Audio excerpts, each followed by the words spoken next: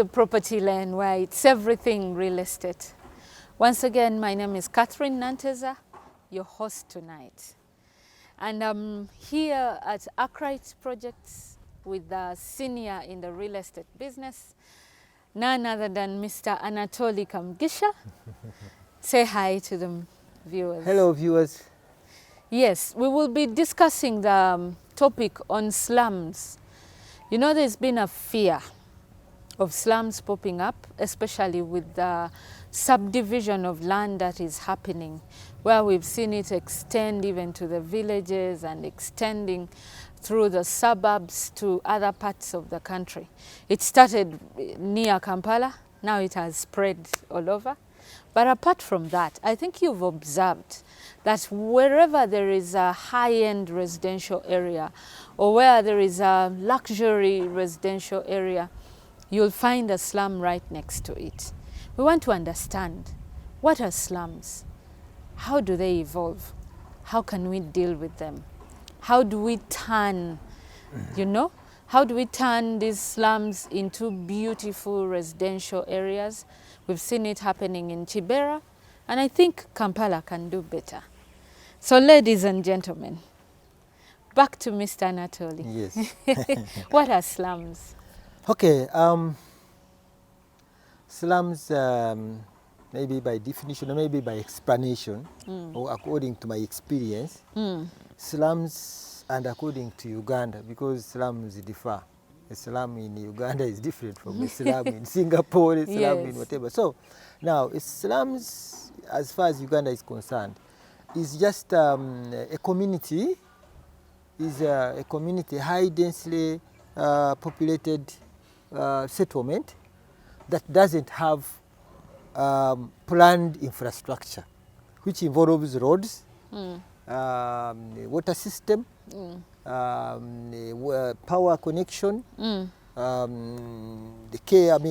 optic fibers, and also having areas like greenery that can be able to plant trees around them, because this is a human settlement. They are polluting the air by the way they breathe, the way they do whatever. So they need trees within their settlement. Therefore, you must have a space where you can plant trees along the infrastructure. So those ones define exactly. And also, when there is that infrastructure, they coordinate, they communicate, or they coordinate, the accessibility is always connected properly. But and there are also two types of slums as far as Uganda is concerned. We have a rich man slum. Which one is that? That is a place where you find some communities. Some people are very rich, but much as they are rich, they also suffer like some people who are poor and they don't have such infrastructure. What would make a rich man suffer? A rich man is that he's capable of building a house worth $1 billion. But in a place where he has no access to his home. He has a very big house, twice $1 billion. Some houses look like hotels, but in areas where you cannot access them because they don't have access road. If they have access road, it will be like maybe a bicycle, like maybe a corridor. You're getting me? Yes. If you first go, then such a kind of. So where so many houses are very many in Kampala, around Kampala, but very nice houses. Beautiful, but again, how do you access them? Then when it comes to power, when it comes to trees, you won't see any tree because he has nowhere to plant it, or he has nowhere to whatever. So such a kind of places are rich man's slum. But there is also other slums which are very poor, which are congested with many people with small shanty houses, and those ones we call them ghettos. And those people, what they are all looking at is something called shelter. Some of those shelters are over the drainage system. Yes. Drainage system. You find somebody is having this on top of the drainage system. As long as when it rains does not fall on him, and that's it. So such a kind of, and there are many. And why? It's because most of these people are coming all the way from the villages. When they reach here, they don't have jobs. They don't have a profession, whatever. So they are looking for survival. And some of them, maybe they were chased away by their parents, maybe some of them had issues, maybe some of them cannot go back, they lost their parents. And more especially, people who lost their parents are very many, who find that they are surviving, So they come, for them they are comfortable having shelter. Because remember, these people lost their parents, they never saw their parents, they grew up like that, even eating anything on the street. But how do they find where to be? I mean, the land they settle on must definitely be owned by someone. How do slums grow? That is what I'm talking about. Now, because of that, these people look for where there is an empty space around the town. He starts by staying there without putting any structure. He puts there during the dry season. He gets his cover and puts it there, and they come as a group. They start, Then when it rains, then they start bringing some structure, some cover. So from there they start growing. At the end of the day, they are already occupied the place. And another thing, most of these land around Kampala, these are titled land. Yes. It belongs to people with land titles, but some of them are absentee landlords. Okay. So when they come, they occupy. And now when they occupy, you cannot chase. And when no one is telling them to go. Now by the time you come, and when you find they have already organized themselves as a group, then you cannot chase them away. Immediately now, they have already captured the place.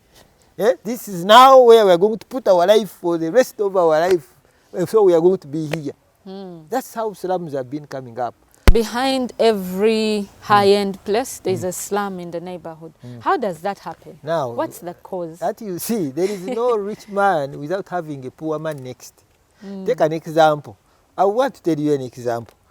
As Akurite, we are built all this kind of, and people who are here, people with high income. But guess what? Who clears their compounds? Who drives them? Their drivers. Now, nannies. So all those people who come to do those kind of services, they have to be near those kind of whatever. So every bigger settlement, there is also some people of lower income, so they can survive on. And let me tell you, God created nature that people cannot also be the same.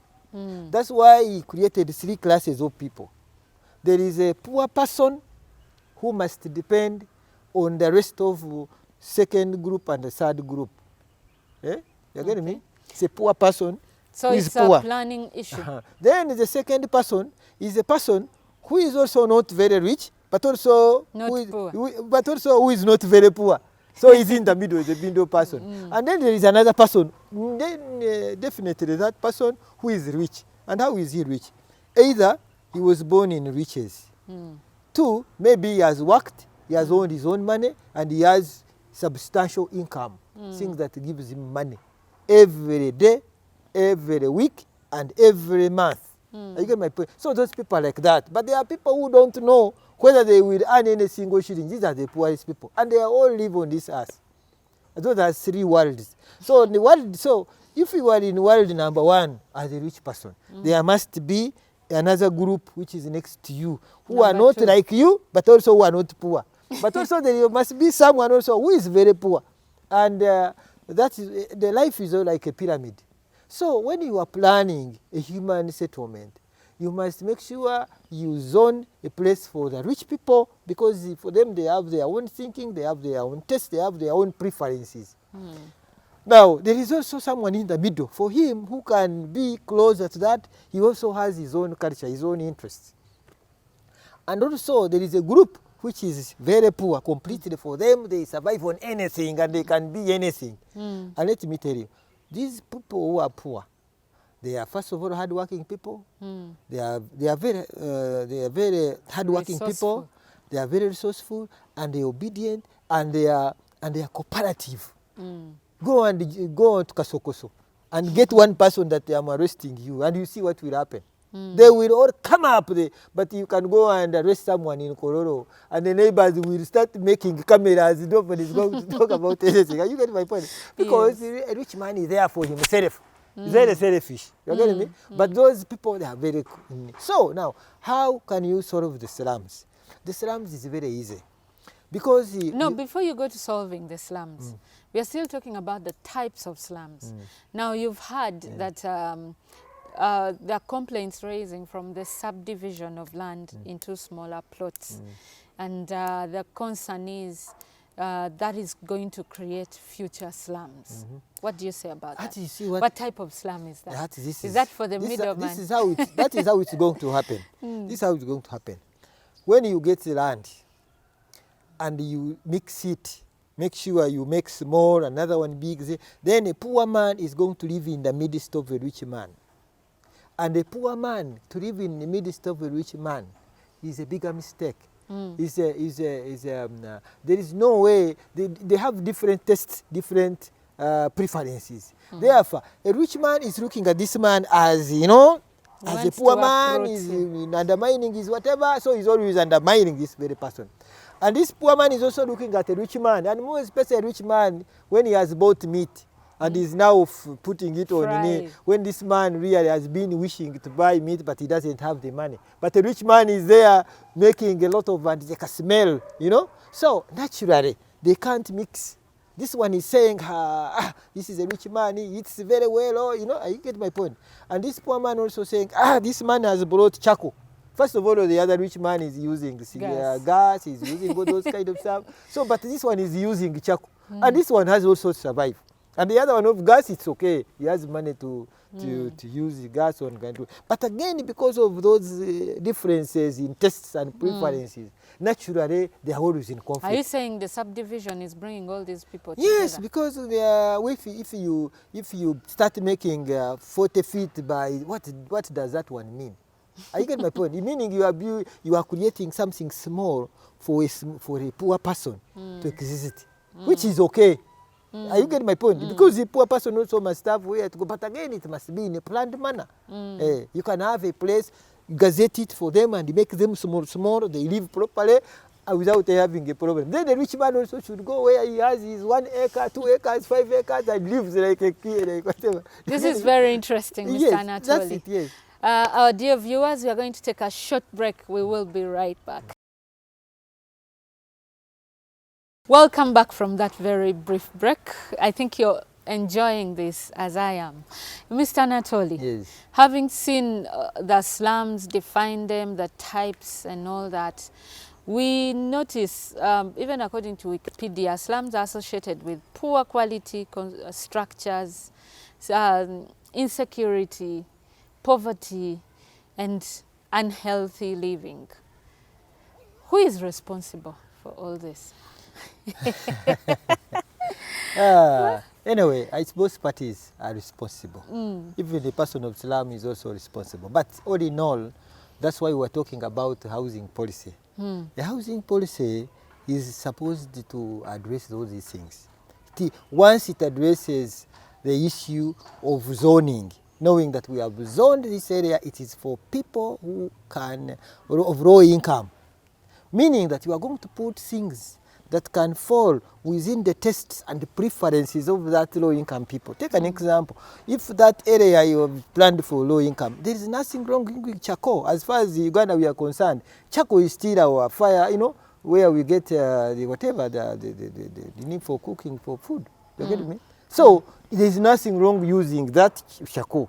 But again, you don't expect to have another place which is a rich kind of stuff, blah, blah, and then you expect them like apartments, 1,000 whatever, and you expect that you are going to have a poor person or use charcoal. Otherwise, you create a bigger problem. But Mr. Anatoli, most of the solutions that have come up to slums in trying to organize them and give them decent living has ended up in high-rise buildings. Yeah, I agree with you. So but how not, is this poor man going to live in that apartment, pounding peanuts on the 10th A poor floor? person cannot live in an apartment or a storage stuff that is more than 5 stories. And I can just defend it. One, a 5-story building, it will require to have a lift. At the moment you put a lift into that building, then the cost of that apartment will be high. Are you getting my point? Therefore, which means you cannot put a house, you cannot put a story, whatever, and to a poor person. A poor person requires 4 floors, 5 floors, so that he can use these, these, how do you call it, the stairs. You're getting me? Because you are trying to compromise the cost, so that the thing can be affordable. So in other words, now, the storage houses, but not more than 5 floors, fits a low-cost person, where you give him 1 bedroom, 2 bedroom, 1 bedroom, and organize it properly. And it is actually a solution that must be done now to make sure these slums can be so whatever. But and again, that also goes with the policy, because it means you have a housing policy. How would you build for a poor person? How would we do that? Because I saw National Housing tried with Kasokoso and they were taken with this is what it is. Let me tell you. If you can ask me about the future of slums, for me I'm seeing the future of slums is where we are going to, some of us developers, where we must target to make money, to make a business. Because the squatters or slums have already occupied places that are very prime. You are getting me? Near the city, near the what those places are in the city. So now the best way is come, if it is 10 acres, use 2 acres, build high rise.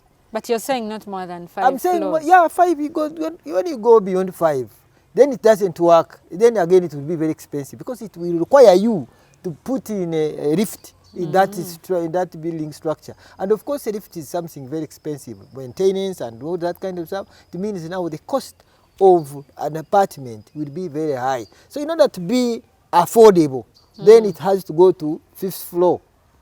It must be to 5th floor, and then you put the basic. Take an example. You don't need, for a low-cost house, you don't need to put a tile. You put a cement screed. No, Mr. I'm saying, it's affordable. What I'm telling you, you are making an improvement from somebody who is sleeping in a drain, in a kind of stuff, into that. If you talk about affordable, it's a basic. What's wrong by cement screed? Is it bad? It's not bad. You are getting me? 2, you are putting in a squatter toilet, not these whatever. Pit latrines. I know a squatting toilet. Oh, not the seat toilet. Not the seat toilet. Then the cost is affordable. 2, you are going to put a shower. You are not going to put all these jacuzzi, all that kind of stuff, because that's affordable. All those things answer many questions. I mean, squatting stuff. But you're not improving them if you're putting a squatting toilet. What are you talking toilet. about? Do you know where they now for them they are using pit latrines. Now we are making them to use water flashing stuff. What's wrong with that? But of course, affordable. You are making something that is affordable to fit them, but in an organized manner. So how would you do that? These are poor people. Then do you expect them to pay for that At what you do, you come and get land, you vet whoever is there, vetting, writing whoever is there, make plans, get their names, get everything. Now, after capturing that data, then you go on a drawing table, then you plan. How many people are here, how many homes, how many whatever. Then again you say, now, according to this, if I get, this is 10 acres, if I get like 2 acres, how many units can I build on these 2 acres? Up to 5th floor. You're getting me? Now, it means now, if I make 2 acres, I will remain with 8 acres. Now, I will make these 2 acres be enough. You're getting me? To make sure that all these people can occupy these 2 acres in terms of... My question is, are they going to pay for it, or are you giving it to them? Give them free. Oh, okay. But again, it's a condition. When you are building, they participate. They as give they you give labor. Yes. You pay for their labor. You just, when they are building, first of all, they want jobs. When they come, you say... Are you paying them? Half. Okay. When you come, they vet you. When you are building your house, you registered you. Now, at the end of the day, you will be a worker. You'll be having half, because half of your needs. That's why you are going to get the other one. Then the rest, I save my 8 acres in a prime area. Then I will build whatever and be able to attract a higher income group. I get my point? Yes. So at the end of the day, slum will be no more. Wow, and you'll have solved all the issues of the slum. all the issues the of the health slum. issues, the safety, the infrastructure. Do you have any places or that we can benchmark where slums have... Yes. have been turned into some sort of cities Take or an very example. decent living. Let me tell you an example. China also had slums, for your information, but it's in history. Okay. China. They had also slums. They also lived, but they, due to good planning. Singapore. When you go to Singapore, go to their museum. And I say, you want to see a slum. I went there, I said, I want to see a slum. They said, Singapore is a country, and Singapore is a city. Because why? Because it is no longer the other, because everything is planned as a homogeneous development. So, but they had also slums, because there are pictures you can see that they were slums. Now, because of planning or singing, now go to Rwanda. There are certain places called Nyamirambo and other places, or they have all removed all the slums, and they are going like that. Kenya, they have also started the same. Yes. As I tell you, 2023, 2024, Kenya's whatever has been a housing program removing slums. And whatever is happening in Kenya, you see everybody, everyone is in housing, is in water, there is a serious development. People have got jobs. And things are changing. Now, guess what? When you come to, there is nothing that cannot happen here. I get my point. For here, the problem is about land policy. But how do you do it here? The government has to come in. Then it becomes a tripartite. The government comes in, takes a lead, calls the developers, calls the landlords, and calls the squatters. And it becomes four. You are getting me? Now, why is it calling the developers? Because they are the people with master plan, they are the people who have a skill, who have a skill to develop. Yes. Point number two, why do we call the landlords? The landlords have been having titles on the land, and they have not been benefiting from it because they could not characterize their property in the bank. You have your title, you cannot go to the bank to borrow the money. But again, the squatter also who is staying on your land cannot characterize what he has put on your land into the bank. So both of you you have what we call both of you have what called absolute, how do I call it? Absolute poverty, whereby the landlord cannot use his land to get money. Even the squatter person cannot also lend. So at the end of all of them will remain poor. And for 1 year, to a second year, to a third year, they all remain poor. So in order to remove poverty, the landlord should be brought, the squatter man should come, the developer should come, the government should come with a policy, come up as a team and make that pronunciation, and you see what will happen. All slums, wherever they are, you come and again, let me tell you, when the government comes in with a policy and register whoever in those slums, they will not have these problems of people trying to sabotage the thieves, because we have already known them. Come, vet them, get their addresses, get their numbers, and understand their problem. So now address their problem. Now, the moment you start slums, there will be no more demonstration, no more chaos, no more whatever. Problem would have been solved. As we both politically and economically. I get you. As we come to the end of the show, yes. Kampala has been called by some to be one big slum. Yes. What's your take on that? Why are we being called a slum? It still is because we don't have a planned infrastructure. That's it. It doesn't have a planned infrastructure. And also, we have not zoned. We don't have a master development plan. Because you find where there is an industry, like Namave, you find some people in Namave. I was passing Namave, somebody was saying in Taine Chibanja, and somebody has a Chibanja in Namave industrial city. Another one is going to put there a house. Yeah, because that land was sold to people. So now, another one will come and put a factory in the midst of people where they are staying. You're getting me? So at the end of the day, guess what? Because we don't have that master plan, and we don't have planned infrastructure, definitely we shall keep on growing like that, and eventually we shall become a national slum. Thank you so much, Mr. Anatoli. Yes. It's always a pleasure hosting you. From what I learn is for those who wish to enter real estate development, I think the slum is one venture that people should go into. Because like you say, these slums are in very prime locations. And it's a matter of partnering with the landlords and the squatters to come up with a better city, an organized city.